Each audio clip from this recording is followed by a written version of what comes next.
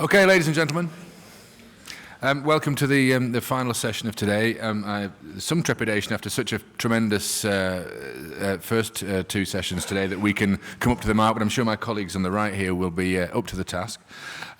This last session is dedicated to the memory of Michael Kirby, who is a veterinary surgeon who was based in Ireland, had a lifelong passion for horses and left a substantial bequest to the AWF. And I'm led to believe, as far as we know, he's the only veterinary surgeon so far to have left a bequest to the AWF. So I appeal to those of you out there who are feeling a bit peaky to not looking at anybody in particular, to bear the AWF in mind. At this session, I was standing where these two able people were standing last year. In this session, we try to engage the audience because it is the end of the day and we want to get as much discussion going as possible. We try to address in this session real down-to-earth issues that we face every day in general practice. We're looking really at the moral and the ethical and dilemmas and the questions of correct professional behaviour and correct legal behaviour with issues that present themselves in practice every day. And we're looking at where the irresistible force of animal welfare legislation sort of butts up against the immovable object of the lack of responsible ownership and the lack of funding and the conflicts that ensue. And to my right here we have our two able contributors. Rachael Kilroy qualified from Edinburgh in 2002. You have the biogs in front of you, but just to point out the highlights, she now runs a very large practice in London for the PDSA, looking after 13,000 patients and 40 staff, and has the certificate in small animal surgery. And Beth, who we're very glad to have here, probably contributing for the first time, I think, Beth, is that right, in this forum? Beth qualified from the University of Liverpool, which is a recommendation for anybody, and she's currently studying for advanced veterinary practice certificate in equine and soft tissue surgery, working really entirely with the equine species. So I won't take any more of your time. I'll hand over to my colleagues on my right. Okay, so we're going to run through a few scenarios for you here, and then there'll be opportunities for you to vote. The first scenario is going to focus on microchipped dogs. DEFL have recently announced that microchipping of dogs will become compulsory in England from the 6th of April 2016. This is something that's been campaigned for a long time by the Microchipping Alliance, who include BVA and RCVS, as well as many other organisations in their membership. Microchipping has got many positive benefits for animal welfare. These would include the ability to return the animal to its owner quickly, also being able to trace puppies back to the breeder, and so hopefully reducing reckless breeding.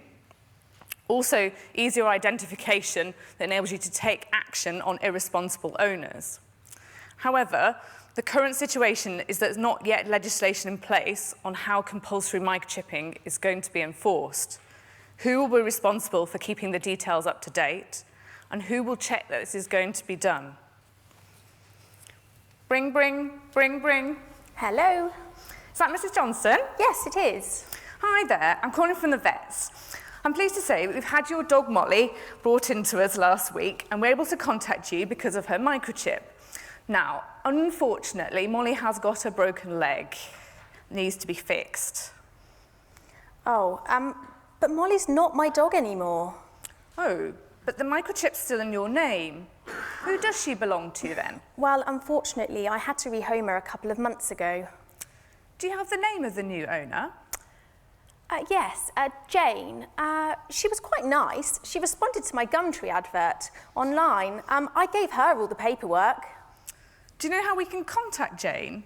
We really do need to sort out Molly's leg. It's quite a nasty break, and if it doesn't get fixed soon, then we might even have to operate to remove the leg. We've been in touch with the dog warden already. Molly hasn't been reported missing. No, I'm really sorry. I really can't help you any further. So, our question for you, the audience, is who should make the decision about Molly's leg? Should it be the registered owner? Should it be the veterinary surgeon? Should it be the dog warden or the local council? Or even an animal charity? So if you'd like to vote on your keypads now.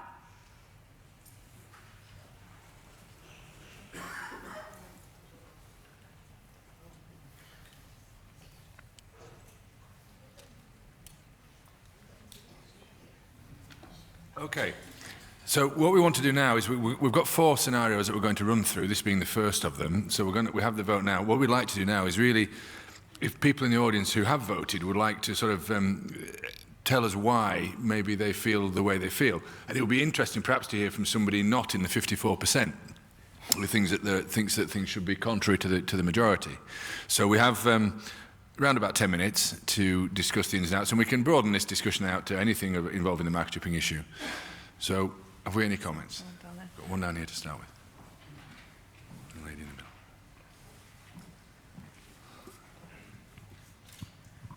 middle. Assuming that this is in the first 7 days, the local authority has a legal duty for the care and welfare of this dog. And when the Clean Neighbourhoods and Environment Bill was going through Parliament, the minister made it quite clear that that was irrespective of whether the animal was injured or not. So it should be the local authority. The lady in the middle here. And that's it.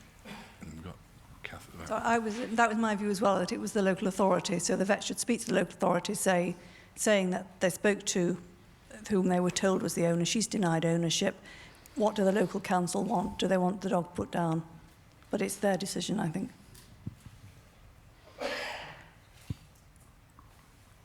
Going up at the back here.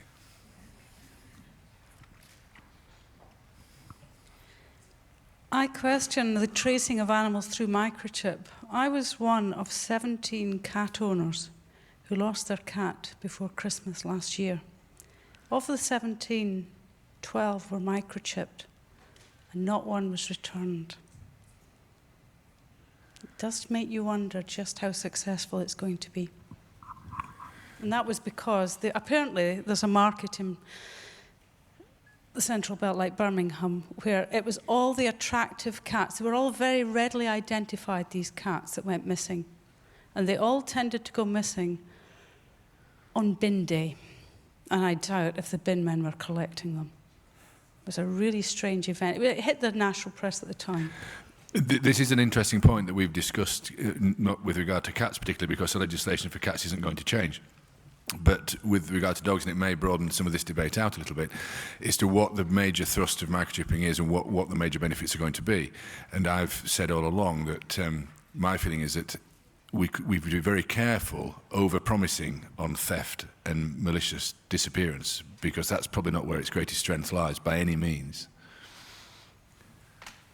Hazel in the middle. Hazel Bentel. I was very involved with the introduction of microchipping for racing greyhounds. The real strength of that has been that the registered owner remains responsible until the documentation is received from the new owner, signed with proof of identity, including address. And so that really encourages people who, this euphemism, get rid of their pets, to think really carefully about who they're rehoming them to, because if they continue to have a responsibility, then I think that's really strong. So the question was, who should make a decision about Molly's leg? At the moment, it's not the same as who does make a decision about Molly's leg. The person who acquired the dog, really it's the person who sold them to that person in the first place who should be responsible, but that's further back down the trail. But responsibly rehoming is incredibly important, and get rid of is a phrase that I hear very often in practice, and I often wonder what people mean by it. If we could take that part completely, if we just go back to this issue of who's responsible here, and we've established, I think, and Chris is almost invariably correct in law. In fact, I hesitate to say he is invariably correct in law. Does anybody have any experience of the local authority actually coming through on this and offering £500 to fix a broken leg? Or what happened when you tried to get it? I would actually say that in practice it's very difficult to get the local authority to take, particularly a microchipped dog. It's very difficult to get them to take them on. Could Chris clarify, do they have financial responsibility or just decision responsibility? Because that makes a huge difference, because they can tell you to do whatever they like. If they then turn around and say, well, we ain't going to pay for it. We just introduce yourself and then we know who David Chennells, AWF trustee. Would somebody know the answer to that? Because it's quite important. Because where do you stand? We'll open this up one bit further. if they instruct you to repair the leg, but they still ain't going to pay for it? Well, I don't know if you have an answer, Chris, or not. We'll pass the microphone across if we have an answer.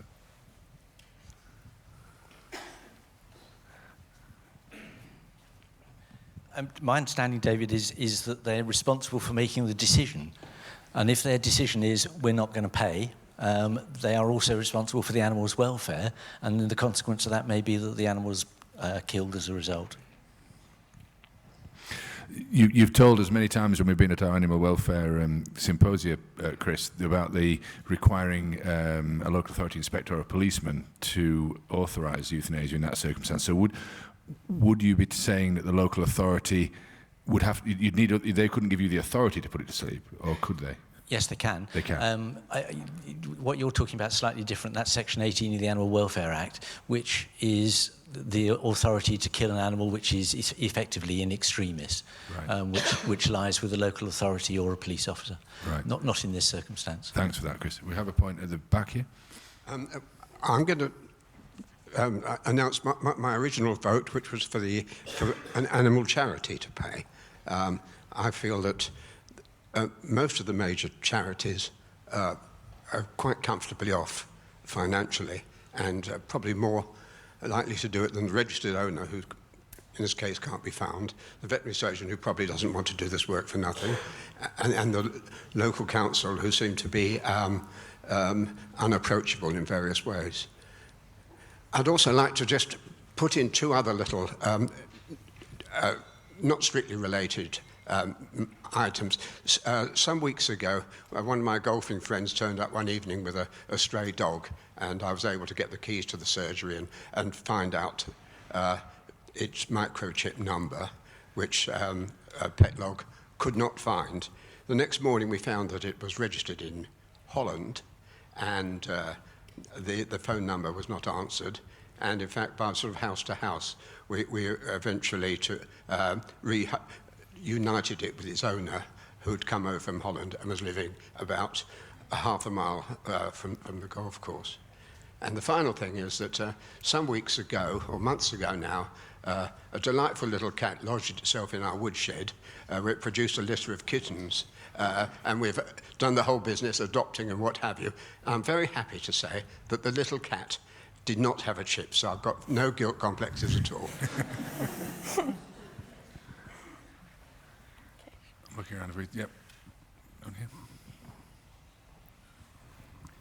I'm going to try and confuse the issue nicely, because I think Chris's interpretation of the Animal Welfare Act could well be challenged. But I won't do that today. What I wanted to do actually was to say all this depends on what actually is said in the legislation. Now, I work in the horse sector as an advisor to World Horse Welfare, and in the equine sector on passports, we have mega problems. And quite frankly, the passport system we have in the UK and in the European Union is not fit for purpose, and it's likely to be reviewed very shortly. But you had to separate ownership of the animal and ownership of the chip. And it depends who the chip actually is registered with. The owner is, in law, is not necessarily the person who, in fact, in the horse sector, who has the chip. It depends on the situation. It's much more complex than that, and it all depends on how that legislation is drafted and whether, in fact, the person who puts the chip in and is the first owner is the owner for life, because actually you're registering the chip and not the owner.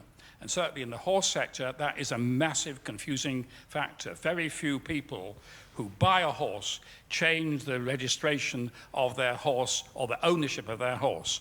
And this is a very big area of confusion, which we're trying to sort out in the equine sector, and which I hope will be rectified or sorted out initially when this new legislation comes in.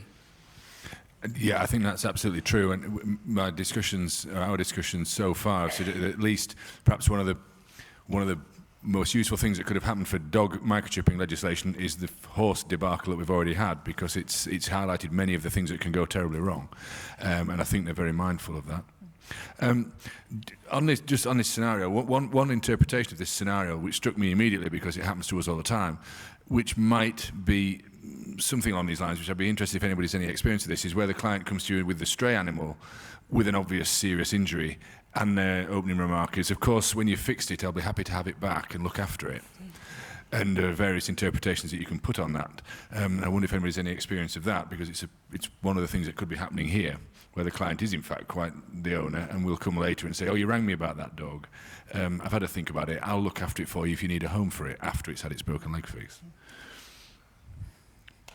Am I the only person who's heard that? It always ends up with me moaning about money. I said I wouldn't do it this time, but I always do. If there are no more remarks on that, we can move along, because we've got plenty more things to talk about. So perhaps we'll move on to scene 2.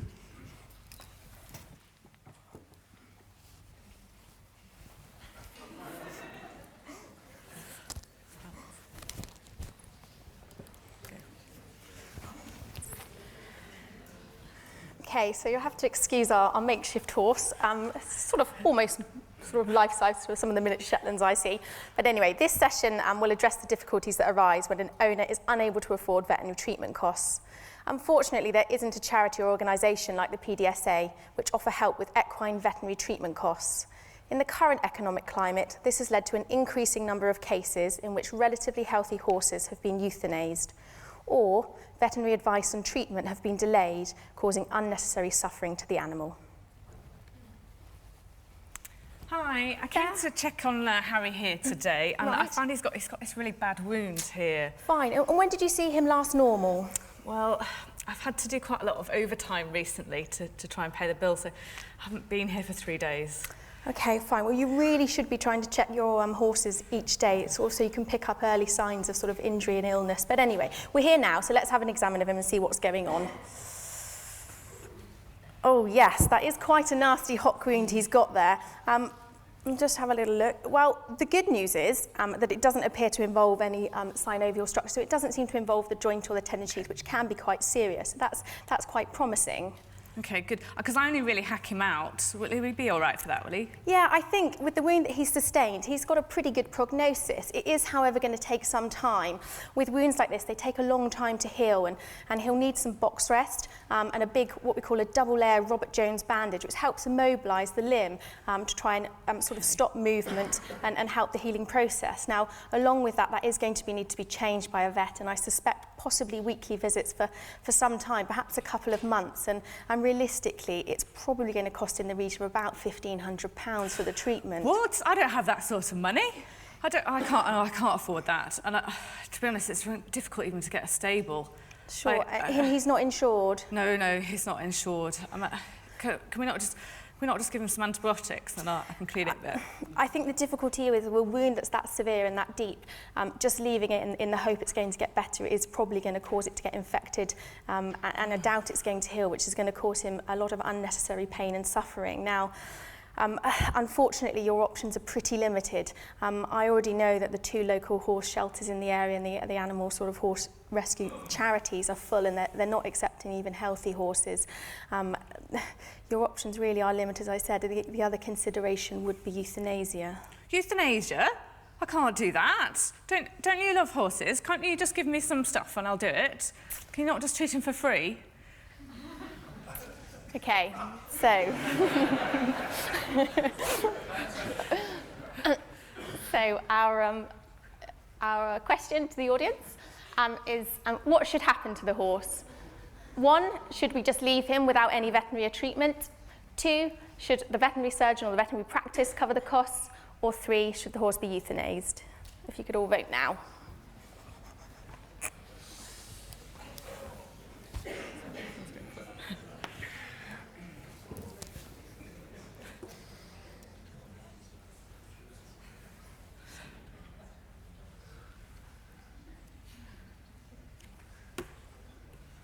Okay, where are you? Where are the 14%?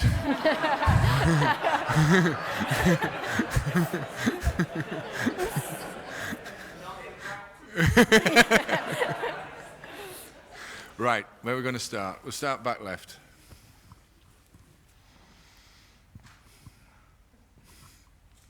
Ian Richards, Lakeland, former member of SPIS for 10 years. You buggers have just destroyed all that time I spent promoting good practice, so Yeah, seriously, Robin, I'd like to know, those who voted for that, why do you think a veterinary surgeon should cover the costs in those instances?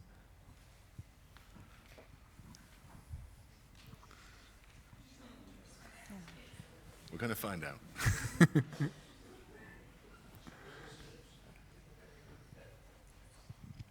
Gina Dunn with AVI. I voted 3, but I think actually it's an option 4, which is say euthanasia is the only option or a bank loan. You'll find that suddenly they will say, oh, but Auntie Mabel could lend me the money. The vet shouldn't cover the costs and you shouldn't leave without treatment. So we say it's euthanasia or you borrow the money from somewhere and see what happens. Uh-huh. We find that quite a lot in practice.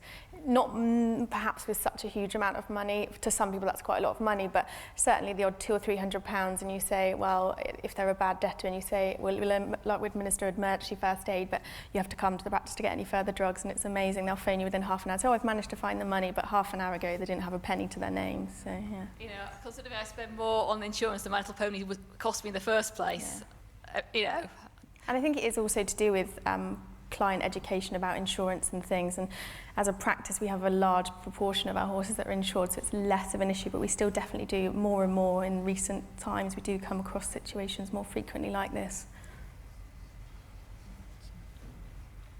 Libby Anderson from One Kind. I didn't really want to put my hand up because I realise it's a very simplistic response and I'm not a vet, but here's a live animal that's suffering, and I suppose I would have rather seen another option, for example, an appeal to a charity. But perhaps I would like to ask if any vets here have ever treated the animal at their own expense, or similarly with Molly in the previous case. I mean, would anybody say, well, I'll just have to do it because I feel ethically bound to? Yeah, well, that's what I suspected. That relieves me somewhat. I think there are, from my experience, there are two situations where that happens. There is the situation where vets genuinely will do pro bono work, and the situations where vets didn't think they were doing pro bono work,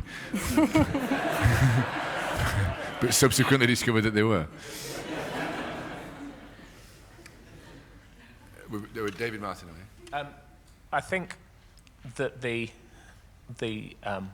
perhaps the simplest approach is one, but with a slight modification of leave the horse with emergency treatment and then words to the owner that they've either got to find the money or the horse will have to be euthanized. And that if they don't come to a conclusion of either of those, then you're going to have to notify a welfare organisation because they're leaving the horse to suffer. But you certainly can't leave without alleviating the immediate suffering of the horse, but you also can't euthanize it without their consent. Yeah. I think we're back and then down to the front here. Yeah, Stephen McCulloch, the Royal Vet College. I didn't vote for number 2, but I suppose in response to, I think, the gentleman from Spivs, I think he said, it is fairly easy to justify that position from an ethical point of view. I mean, we do live in in a country with a big welfare state, and that's effectively what the government is doing all the time. You know, it's called distributive justice, so taking from the rich to give to the poor. I think there was actually a letter very recently in the Veterinary Times as well about a vet saying that he does this sort of thing in an old-fashioned traditional practice, you know, Robin Hood type situation. So I don't think it's that unjustifiable. And also, I'd say if you sort of prod into it, the reason that we can, you know, 78% of people are doing this is because we can euthanize animals. Whereas we obviously can't euthanize people. So that's why you get a lot more, you know, redistributive justice in humans. But underneath that, I would say, you know, the ethical principles are actually the same, and it is quite easy to justify number 2 in this situation. But it's not shared in the same way as taxation is shared, is it?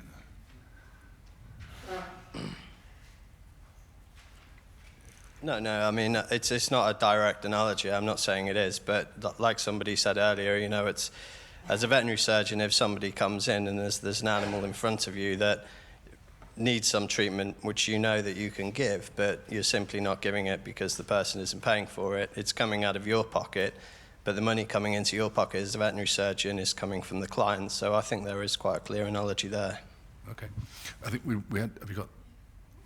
We've got the mic for the front. We've a gentleman waiting here for a while. After this one, then we'll come down to the front. Adi Null from the Society of Practicing Veterinary Surgeons.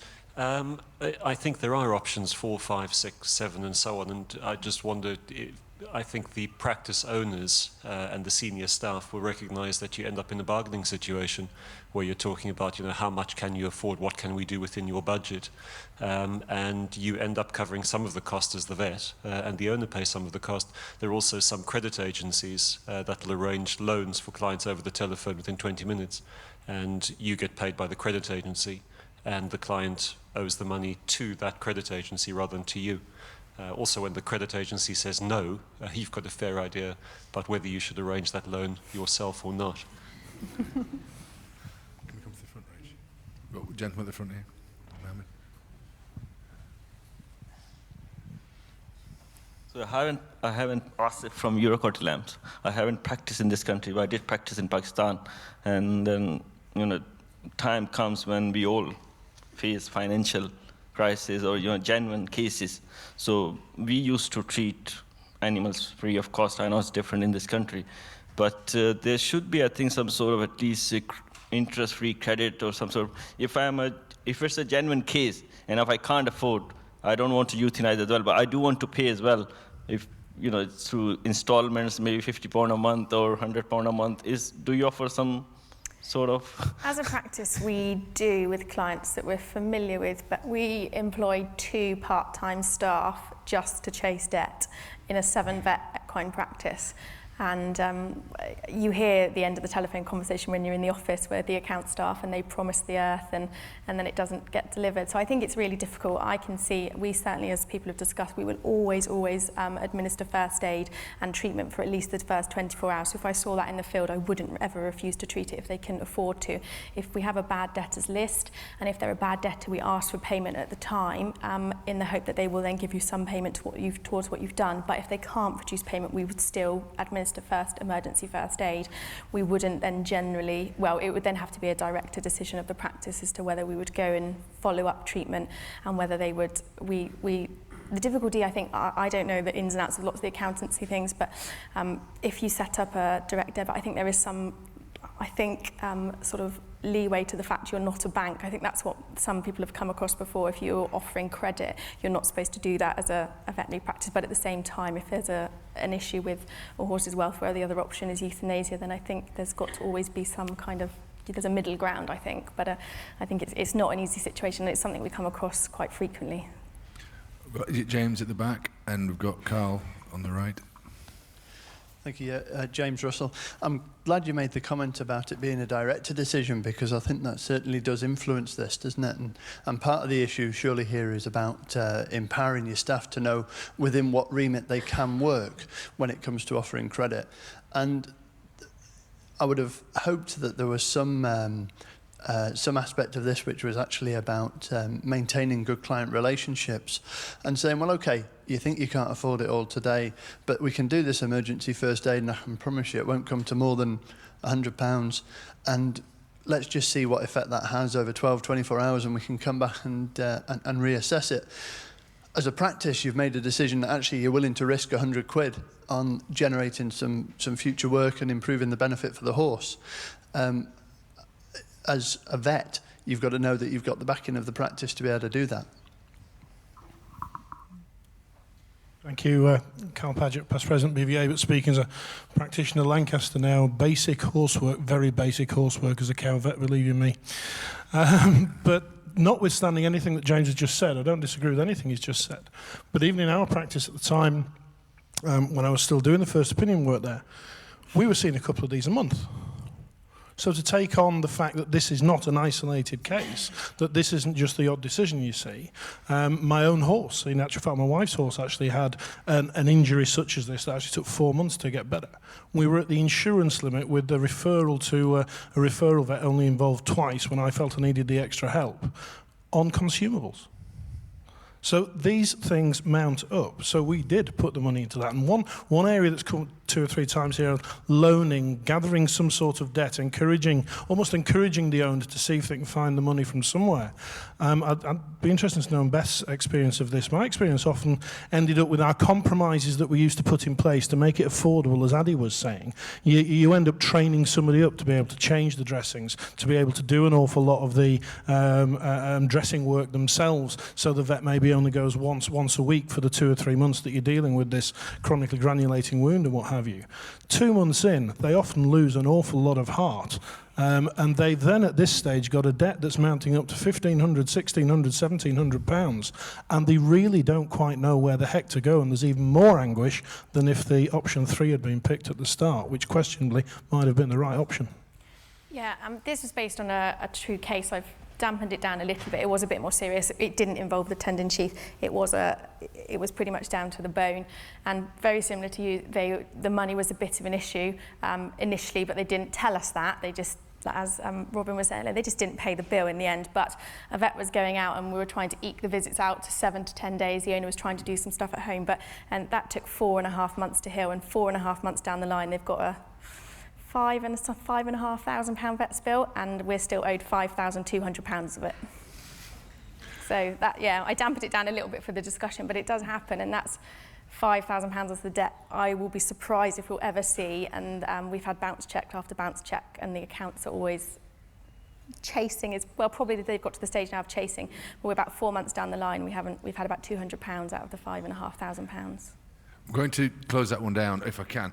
We'll have one more point then, sorry, because I didn't see over here. What I'm going to say is if there's people got sort of overriding generic points to make on the whole sort of topic of if they've got something very strongly that they want to say that covers all of them, I'll try and pick up 1 or 2 at the end. Graham Dankerson from Eastern Counties. I don't know where the person lives who said you could do something for £100, but nobody could put a Robert Jones on a horse and treat it out of hours for anything like £100. Sorry.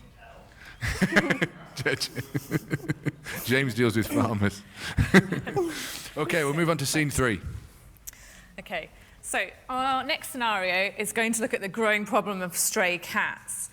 There was a survey that was performed in 2009, the results of which were published in the Vet Record. And this quantified the number of cats entering into care that year at 131,070. 65.5% of the organisations surveyed operated at full capacity for the whole of that year. In 2011, the RSPCA admitted that it was seeing a huge rise in abandoned cats and that healthy animals may need to be put down. And other rescue organisations have admitted the same issue.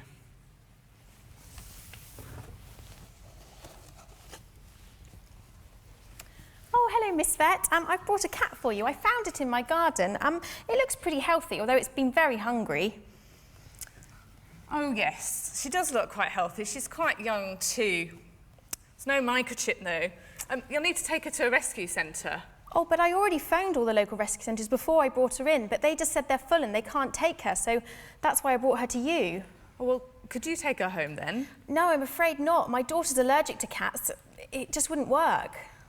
Oh, it's quite difficult for us to take her in. We haven't got anyone to take her. But don't you care about animals? Oh, yes, but it's no life for a cat living in a cage here, and we've exhausted all our contacts at rehoming now. We had a litter of kittens last week that we struggled to find homes for. But what will happen to her? Surely you can't just put her down. So our question for you, the audience, is who should take responsibility for this cat? Should it be the member of public who brought the cat in? Should it be the veterinary surgeon? Should an animal charity take responsibility?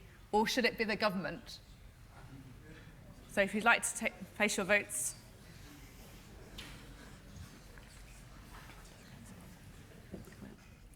Ooh, very mixed response here. Isn't it? That's I think statistically pretty much even Stevens, I would think. On that one. So who's going to kick us off with a comment on that? Or shall I? Anthony in the middle. Anthony Chadwick, the webinar vet. I think if the problem is so big, we almost need the government to be involved, but as a very autonomous sort of vet, when I had my own practice, we'd have just taken it in and we'd try our best to home it, and if we couldn't, then at some point you've got to decide potentially to euthanize it, haven't you? But if the problem's that big, I do think, I mean, I've voted the vet takes it in, but I think the government maybe needs to get involved if it's becoming such a big problem. I mean, the number of cats are also predating very heavily on the bird population, which I know Sean and myself and John Tandy will probably be interested in. So there's a lot of stuff going on there. There's welfare for the birds as well, isn't there? Are we talking about culling cats here, Anthony? If they become that much of a problem, we've got to do something about it. CPL need to be spaying more as well, don't they? The question that arose in my mind with this is, what's this cat's problem? What constitutes the issue here? It was just too slow. I mean, we do get this quite a bit, but you know, the cat sits on the wall and it becomes a stray because you can catch it. You know, this may be perfectly happy walking through your garden. Down the front here.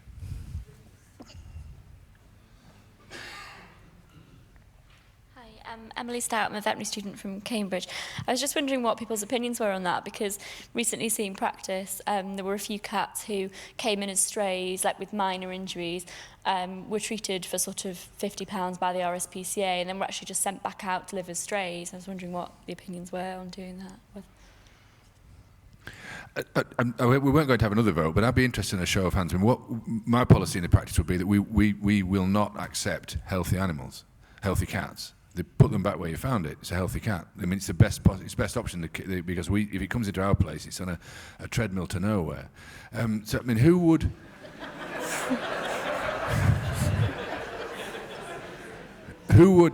just put it back in the garden? Because I would. It's about 50-50. Could anybody tell me why we wouldn't put it back in the garden? Because he's pregnant. Fine. How long do we keep it?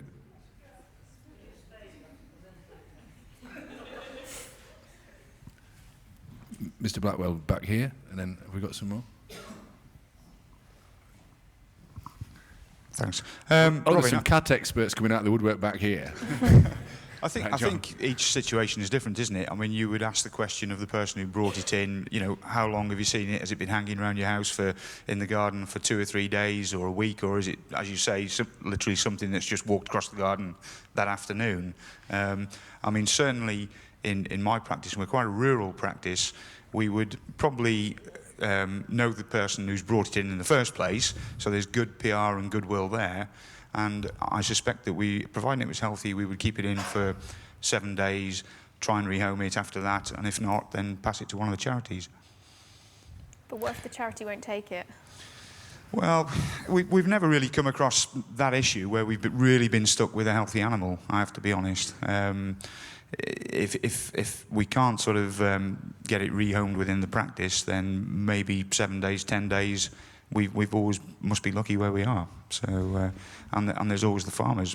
You know, we get asked quite regularly if there are any cats coming in. You know, have you got a good cat? And that's always another option. We've got Ian over here, and then James. Yes, thanks for the accolade as a feline expert there, Robin. I'm just curious if Chris's extensive legal knowledge goes to cats as well as dogs. But I'm thinking there's a parallel here between the RSPB things for leaving the birds where you find them or taking them back to where you find them, and what's the difference to the cat? I don't think the cat has any legal status as ownership. It's just an animal, unfortunately. So to take it back and leave it. Well, then we'll come to Chris for his response before we go back up to James, if that's all right.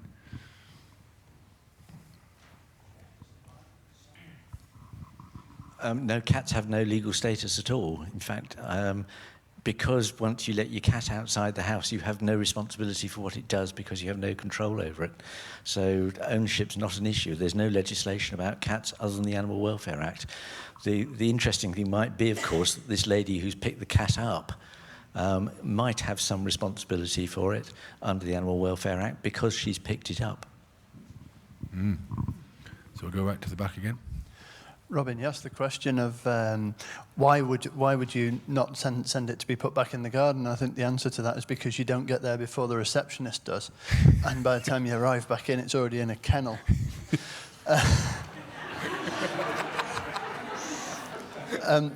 We've run it around about 3 stray cats consistently for the last 6 months, and we have ended up, I'm afraid, in a situation where the RSPCA is full, the CPL is full, our local animal rescue centre is full, and we have had to euthanize some of those animals after they've spent a week with us. That seems to have had a fairly sharpening effect on the attitude at the front desk. Yeah. My duty roster is that on a weekend is that I do Friday night, Saturday off, and I do all day Sunday and Sunday night. So I'll often come in on a Sunday, and you've got to do the inpatients, and it's like a soup kitchen quite often, isn't it? On a Sunday, you're feeding 6 strays, and there's nothing else in. Any more comments? Peter in the middle.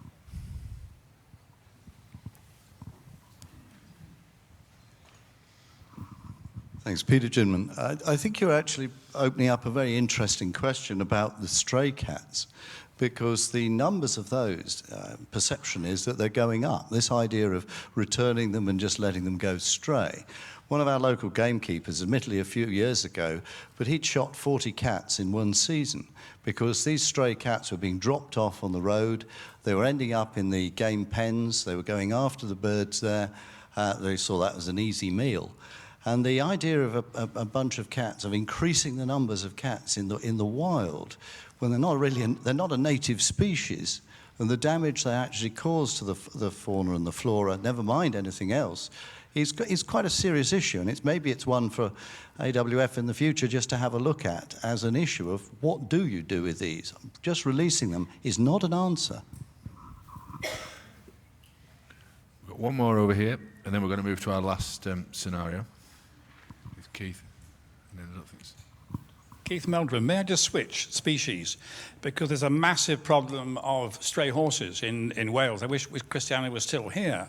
Massive, 2,000 plus horses, supposedly owned by one guy, Tommy Price. No passports, no ownership, not looked after. They're effectively strays. And they, in Wales, have a mega problem with this guy, and others too, in what in the world you do with them. It's a lot of larger problem than one cat, I must admit, but it is a major issue that we, all of us, have got to address as to how you can overcome that problem. Those horses cannot go in the human food chain because they haven't got passports, and if a passport was issued, it cannot go in the human food chain if it's an adult animal, if it has the first passport. So there is a major problem. The Welsh are consulting on that now, but I just raised it because it does, in fact, relate to this single cat. I think that the horse crisis has been well publicised, and I shudder to think what the figures turn out to be for this winter, because at the start of the winter, the horses at risk figures were colossal, and we've had about as evil a spring as they could possibly have. So, I mean, we've had cows killed under the snow where I come from, so the horses have probably had an awful time this winter, and it's a subject on its own. So we're going to move to our last topic. Okay, this final session, it's another equine one. We'll look at what happens when an owner cannot be contacted in an emergency situation, when a fairly immediate decision needs to be made about treatment of a horse. Bring, bring, bring, bring. Barnet Equine Vets Emergency. Hi there, it's Mrs. Volney. There's a pony in the field next to mine. It's thrashing around. I think it's got colic. I don't really know the owner. I need to sort of say hello over the fence, and I don't really know how to get in touch with her. I don't even know if she's registered with you. Okay, well, it sounds like the pony needs seeing. As you've called to request the visit, we do need to bill the invoice to you. Is that okay? Well, I'm not really that happy to pay the bill, but I'm sure the owner will pay it. I think well, it sounds like I need to visit, so I'll come out straight away. Okay, thank you.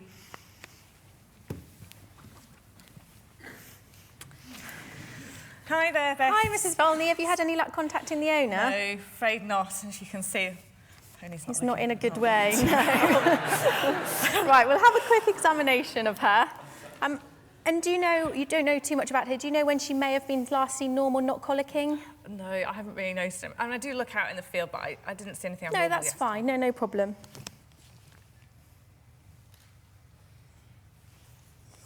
Okay, it doesn't look good, I'm afraid. She's got an extremely high heart rate, absent gut sounds, and when I performed the rectal examination, she's got dilated loops of small intestine on the examination. Now, with a horse with those sort of coupled with the clinical signs that we're seeing, it is quite suggestive of a small intestine lesion, something that's probably going to need colic surgery. Now, colic surgery is a very major operation for a horse. Quite often it will cost in the region of about £5,000, and it's not something to be taken lightly. No. They do often need several months of rehabilitation afterwards with box rest and restricted paddock, so it's not a simple decision to make, really. I think what we should do is while we try and contact the owner, I'll give the horse a painkiller. Now, I would normally, as first line in a colic case, use bute, equipalazone, but because the horse and the passport and the owner's not present to consent, and I don't know whether the passport's been signed to say the horse is not going to go into the human food chain, I'm going to give an alternative painkiller. So I'm going to give flunixin and see if we can settle the horse while we contact the owner. Okay, thank you. Okay, so our question for the audience. So, who should make the decision about what happens to the pony? Should it be the member of public who called the vet? Should it be the veterinary surgeon? Should it be the owner? And we should wait regardless until she can be contacted, or should we call the police? If you could all vote now.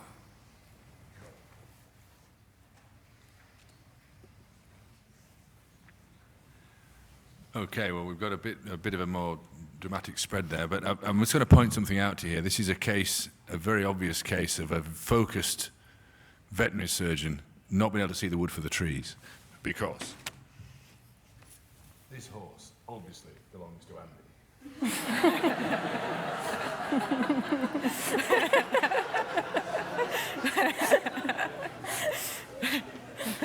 Plain as the nose on your face, I mean.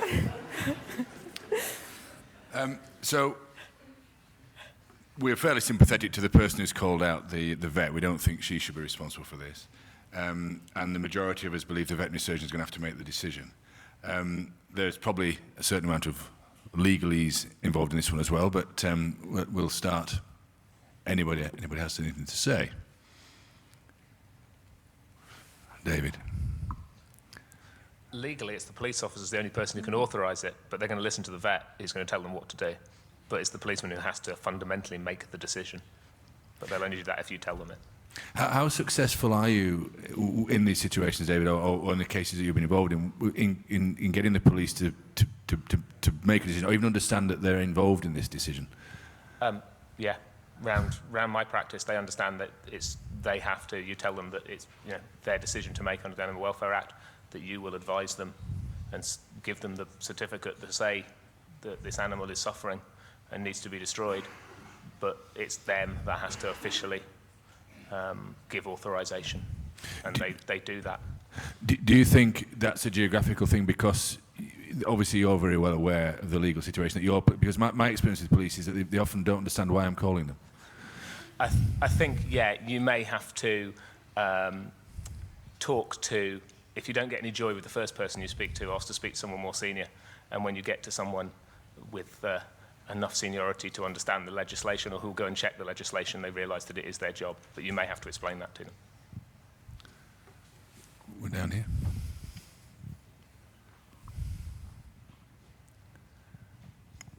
I said police. Some of my experience is that they're good and some is not so good. They phoned one of my friends in the early hours to say, do you have a wild white stallion? There's one got out, it's in someone's garden. And she said, no, I've got a chestnut stallion and some other quite calm horses. I went back to sleep. So I phoned her up at 7 going, I can't see your grey gelding anywhere. And there he is, placidly standing in someone's garden, munching away on the lawn, not a care in the world, and had to be taken back forcibly because he doesn't move very fast. And we've got Frank up here. Yeah, Fred McKeeson, VDS, perspective. Yet again, we do get asked by vets sometimes right in the hotspot, what am I going to do with one of these? Sometimes calling the police, they may come quickly, but they may also give you time to make reasonable attempts to contact the owner. And then our advice would be, if possible, get another veterinary opinion before you destroy the horse in the absence of the owner, so that there's two people to say, look, there was nothing else, we were doing the right thing for the animal's interest of the animal to protect his welfare. Yeah, I think it's a difficult situation as well, and I've painted a pretty bad picture, but I have seen this on 2 occasions. One occasion it deteriorated and the decision was for euthanasia was made and the owner turned up just in time, but there's another case where it almost certainly needed colic surgery, and I think sometimes yes, you don't want to see the animal suffering, but colic surgery, if they have it, it doesn't mean they're not going to survive, and if that's a potential candidate for colic surgery, do you really want to euthanize it when you first see it? Because what happens if you make the decision for euthanasia because the prognosis is not good, but it could have perhaps survived if it had surgery, you euthanize it, and 10 minutes later the owner comes and says, the horse is insured, I would have wanted colic surgery, why did you euthanize the horse? So I think it's not an easy situation, really. Just a bit of clarification here, if we can, from Fred. Does the second veterinary surgeon have to attend, or can they make a judgment on what the first veterinary surgeon tells them? Depending on circumstances, preferably attend. Okay. And certainly, is my understanding on a race course that a horse is put down, then it will usually be at a minimum of 2 vets that will have said there was nothing else. It was in the interest of the animal's welfare. This was a non-treatable injury. That's an insurance consideration as well. Okay, thank you for that. We've got Kath and we've got Tiff down at the front here. We've got one in here. Everybody wants to speak. Kate Kerr, I'm from Scotland, and there are differences with regards to legislation in Scotland with the need for corroborated evidence. That's one point. And the second point is, now that we have Police Scotland, which is a unified police force in Scotland, I've never tested the system. It used to work well when it was local and everybody knew you, and they knew, you know, if you were phoning up, it was because there was a need. Good relationships had been built up.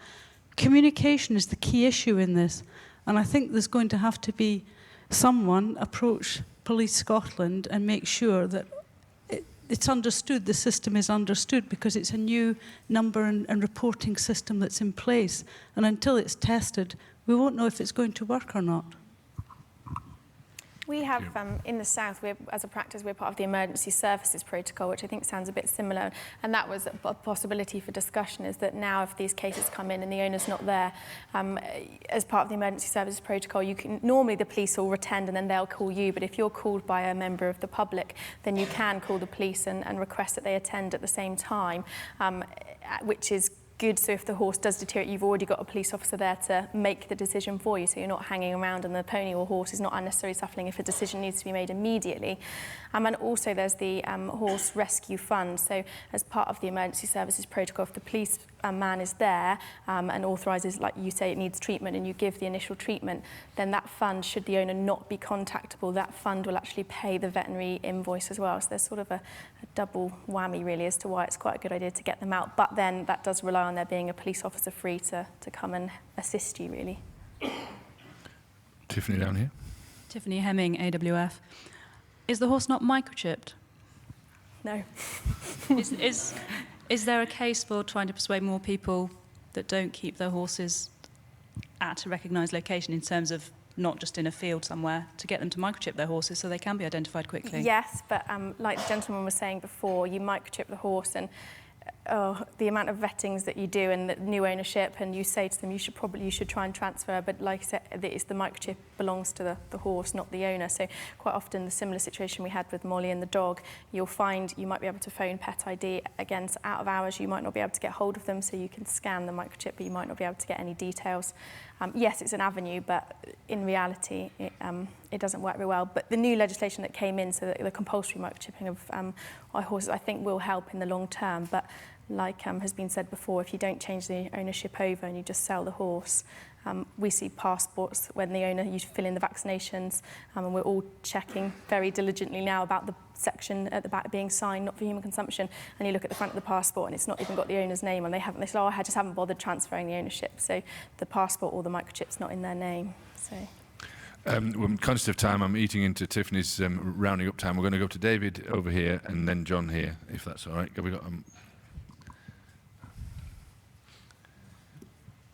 sorry, have I stolen the microphone from you? We can always make that. Yeah, David Main, Bristol. I think it is important to clarify for the need for the police or not, because although the Animal Welfare Act does talk about police involved and certifying, etc. The RCVS Guide's professional conduct is also very clear in saying that if you need to urgently euthanize an animal, you can do it without the owner's consent. So you don't absolutely have to have the police present and certified, because obviously if you don't euthanize, then you will be liable for unnecessary suffering. Okay. You got Mike, John? Yep. Yeah, Robin, John Bauer, never treated a horse in my life, and I now begin to realise why. But in a similar situation with the veterinary surgeon will know the nearest 4 or 5 practices. Surely a useful interim measure would be to ring the other practice, get his receptionist to ring the other practices in the area who would probably know the address, probably know the location, very likely to, and I would have thought that was a good interim measure. Do you mean know the location or know the owner, or? Yeah, but they would. If you describe the address that the horse was at, one of the local practices would be, I would say, over a 50-50 chance of knowing who the owner was. I would probably disagree with you. We have more than 50% of our horses just live in a field somewhere. They don't live on yards, they don't live in stable blocks, and it's normally, when you can't be contacted, it's just a horse that lives next door. Even horses that we know and on our books, we've probably got 4,000 horses, and we don't know the whereabouts of where they all are. Yes, regular clients we may well do, and so yes, it may pick up a few, but I wouldn't probably say 50% of the time you'd locate a horse just from phoning a local practice and giving the location of it. I think it would be worth trying. Yeah, absolutely.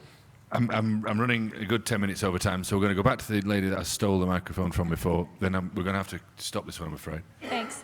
My name's Kim Wells. I'm working for an equine charity called The Brook, and I was just really enjoying this exercise in a way. It really does sort of paint some of the realities you face in the profession, and then equally, you know, it is sort of difficult to make some of the choices here, and I'm just wondering if out of those individuals in the room who have practices and things, what would they offer some sort of exercise like this with new clients on occasion, just to get them understanding like the responsibility of owning a pet? I mean, for me, it seems like you could easily paint a picture that there's never going to have an animal that's not going to need veterinary assistance at some time, and is that owner prepared for it? I mean, it seems insane for owners to just quickly to be saying, oh no, I can't pay for that, and all of a sudden you creating a very dependent system by covering the costs for them, when actually, you know, that animal's going to have an issue later in the future as well, and are they prepared to manage it? So I'm just curious how many people do owner education programs within their clinics, I guess, to sort of combat some of these issues, whether it's strays or things they can't pay for, things like that. Okay. Does anybody? Hazel. Yeah. But not very much. Okay, I'm going to round that up because there's one or two more things to do, and we're eating into your time.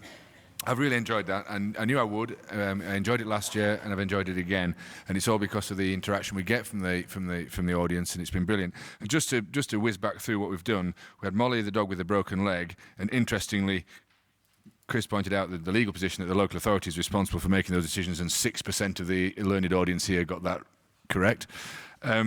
With the horse on the wound on its leg, 14%, which is a significant. I mean, I go back to that point. 14% of people in here really thought that the vet should take responsibility, and I think, from the client's point of view, I've got sympathy with the clients here, and I'm not as mean as I'm sometimes made out to be. But the thing is, the clients never think it's going to happen to them, and as a result, consequently, obviously, never think it's going to happen to anybody. So when it does happen to them, they believe they're the only person it happens to, and how unlucky they are. So when they say, "Can't you just do it this once?" they honestly think it's just this once, and they don't really realise it's in small animals, it's a daily occurrence. In large animals, as somebody just said, a couple or 3 times a month. So there's a human behaviour thing there that we've got to take on board. With a healthy cat, it's brilliant. We get an even spread of disease. We've got a bunch of people in here who you might imagine have all the same prejudices and all the same positions, and we get a completely even spread of opinion on how you should handle that, which I think is absolutely fascinating. And then with the colicky horse, what it strikes me is, even from our point of view, we need to be testing these systems before the situation arises. So the idea of talking to local practices, how many people have even had a conversation with their neighbouring practice? Many people haven't, and to cover off these scenarios. And equally, have you spoken to your police station before you need to speak to your police station? Because you probably haven't. So speaking to the police, what will we do if, is probably a useful thing to do. So we're going to round that up, and thank you very much for your participation. And I thought when Tiffany asked for the microphone, she's going to say, "Shut up, it's my turn." So Tiffany will come now and round up the afternoon.